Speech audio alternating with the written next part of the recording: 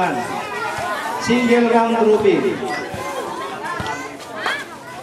Ang laro natin ay 10 minuto per quarter. Meron tayong 4 na quarter. So meron tayong 40 minutes sa paglalaro sa basketball.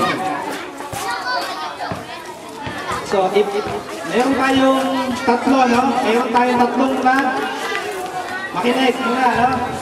Meron tayong tatlong nagtay. Sabi dito, 3-way tie, winner over the loser.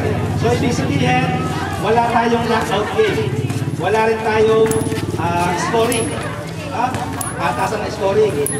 Ang gagamitin natin, winner over the loser. Kasi 4 lang yung game. Sa semifinals natin, yung 3 and 4, twice to beat to 1 and 2. Based doon sa standing ng team. Then for the final, 2 and 3, 1 game.